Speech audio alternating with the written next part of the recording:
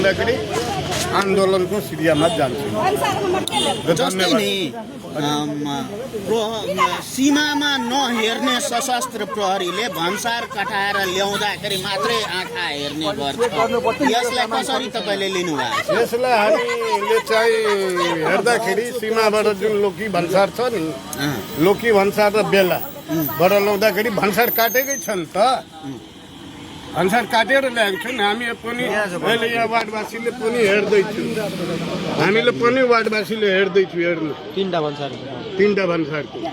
तर सीमा क्षेत्रका स्थानीयवासीको के गुनासो छ, आरोप छ भने राति ठुला व्यापारीलाई छोड्ने तर सानालाई दुःख दिने जस्ता कार्य गरेको छ सीमा क्षेत्रमा बसेका सशस्त्र प्रहरी या अन्य सुरक्षाकर्मीले जनगुनासो छ। यसलाई तपाईँले कसरी लिनुभएको छ?